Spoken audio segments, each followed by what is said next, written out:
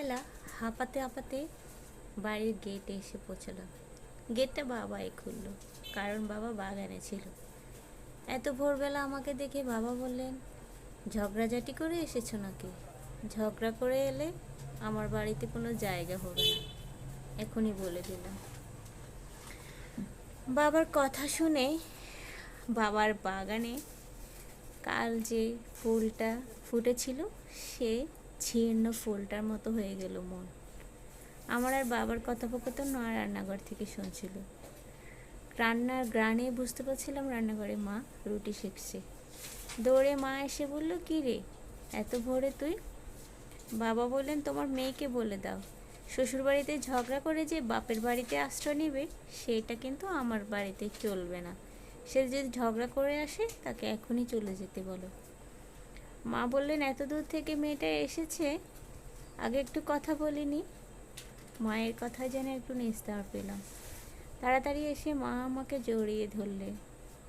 মায়ের স্পর্শ পেয়ে আমার গাটা থর থর করে কাঁপতে লাগলো। মা বললেন, কী রে তোর জ্বর নাকি? কিছু বললাম না। এতক্ষণ হয়ে গেল একটা মানুষও জিজ্ঞেস করলো না কেন আমি আমার 2 বছরের বাচ্চাকে ঘুমে রেখে এতটুকু পথ চলে এলাম। বাবা তখন থেকে নিজ মনে কথা বলেই যাচ্ছে। মা তখন বললেন, মিতা আসুক তারপর কথা বলো, তুমি এখন একটু চুপ করে থাকো। বিশাল ধনী পরিবারে আমার বিয়ে হয়েছে। পরিবারের সবচেয়ে ছোট মেয়ে আমি। ছোট হওয়াতে কিনা জানি না বেশ আহ্লাদে বড় হয়েছি আমি। তাই কেউ যখন খোঁচা মেরে কিংবা অপমান করে কথা বলে তা আমি কোনো কালেই মানতে পারতাম না। যে কথাটা আমি একবার না বলেছি সেটা না। কেউ তুচ্ছ তাচ্ছিল্য করলে তার দিকে আমি ফিরেও তাকাতাম না।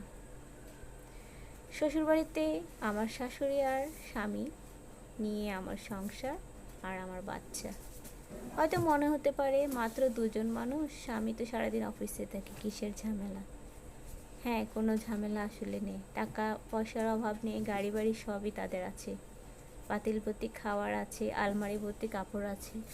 কিন্তু অভাব মানসিক শান্তি, অভাব আমার আত্মসম্মানের। ওই বাড়িটাতে আমি যে একজন মানুষ সেটা কেউ মনেই করে না। মাস শেষে হাত খরচের টাকা দেওয়া হয় মোটা অঙ্কের আমাকে। ঘর ভর্তি সব ফার্নিচারের মতো আমাকেও সাজিয়ে রাখা হয়েছে, কিন্তু আমার নিজের যে একটা অস্তিত্ব আছে সেটাই যেন ভুলতে বসেছি। কথায় কথায় শাশুড়ির এটা সেটা নিয়ে খোটা, স্বামীর তাচ্ছিল্য কোনোভাবে যেন আর মেনে নিতে পারছিলাম না। কথায় কথায় এটা নিয়ে ওটা নিয়ে খোটাখুটি শুনতে শুনতে কেন জানি আমি দম বন্ধ হয়ে মরে যাচ্ছিলাম।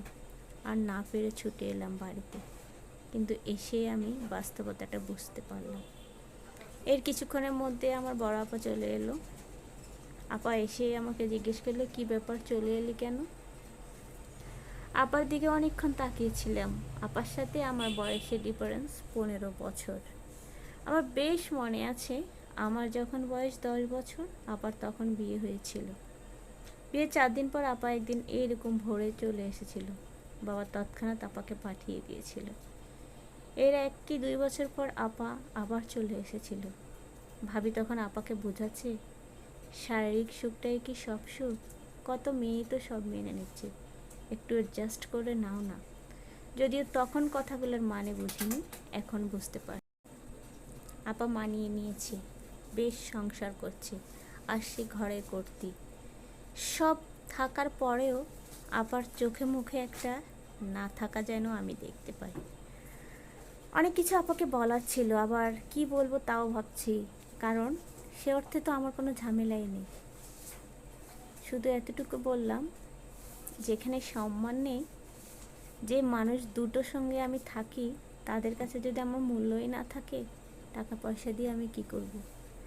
আপা তখন বলল, জানিস কত মানুষ না খেয়েও স্বামীর সংসারে পড়ে আছে, কত মানুষের তো স্বামীই কাছে আসে না, এরপরও সংসার করে যাচ্ছে, তুই কি তার চেয়েও খারাপ আছিস? এটা বলে আপা চলে গেল মায়ের কাছে, আর কোনো কথা হয়নি। আমার হাজব্যান্ডকে ফোন করেছে বাবা, রাতে সে আসবে খেতে। আমি জানি আমাকেও নিয়ে যাবে। বেশ তোড়জোড় চলছে রান্নার।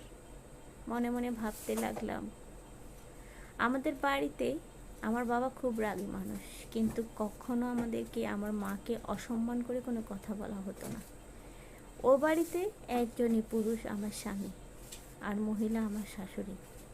কিন্তু প্রত্যেকটা কথায় কথায় এত ছোট করে, এত তাচ্ছিল্য অপমান করে যখন কথা বলা হয়, তখন না নিজেকে মানিয়ে নিতে পারি না। তাই হয়তো বা পালিয়ে বাঁচতে চেয়েছিলাম, কিন্তু ওই যে নারীদের পালিয়ে যাওয়ার কোনো জায়গা নেই। এখন তো আবার মা হয়েছি, মায়েদের তো সব সহ্য করতে হয়। তো সবাই যখন খেতে বসেছে, বড় আপা এসে বলল, জানিস নারীরা হচ্ছে বৃক্ষের মতো। ওই যে আমাদের উঠোনে আম গাছটা দেয়, যত্ন ছাড়া সারা বছর ফল দিয়ে যায়, কত মিষ্টি আম, তাই না?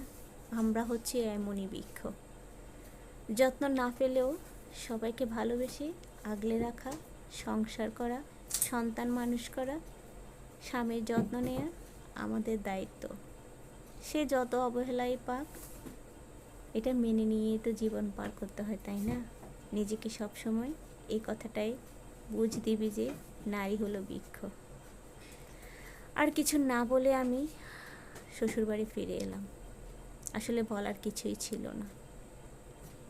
পরদিন সকালবেলা যা দেখলাম, আমি চলে যাওয়াতে কাজের বুয়াটাকে ছাড়িয়ে দিয়েছে, কারণ আমি নাকি কাজ না করে করে এমন দুষ্ট বুদ্ধি নিয়ে ঘুরে বেড়াই।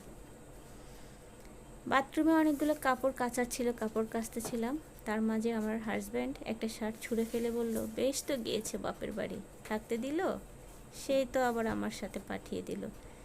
তো দেমাক করে লাভটা কি হলো, থাকবে তো আমার পায়ের নিচে। কথাগুলো শুনে না অন্যদিন হলে কাঁদতাম, আজকে খুব হাসি পেল। আসলেই তো আমাদের জীবনের কী দাম বলেন তো? বিয়ে হয়ে যাওয়ার পর আমাদের বাবার বাড়িতেও আর জায়গা হয় না, অপমান অবহেলা সহ্য করে সে পড়ে থাকতেই হয়। আমরা মেয়েরা হচ্ছে এক একটা বৃক্ষ, যত্ন পাই কিংবা যত্ন না পাই, আমরা কিন্তু আমাদের চারপাশে সবাইকে ছায়া দিয়ে আগলে রাখি। আমাদের পরিবার, স্বামী, সন্তান, সংসারকে আগলে আমরা আমাদের পুরো জীবনটাই পার করে দিই। কিন্তু আফসোস, এই মানুষটার কদর কেউ করে না। ভিডিওটি কেমন লেগেছে কমেন্ট করে জানাতে কিন্তু ভুলবেন না। আজকের মতো বিদায় নিয়ে এনেছি। আল্লাহ হাফেজ, আসসালামু আলাইকুম।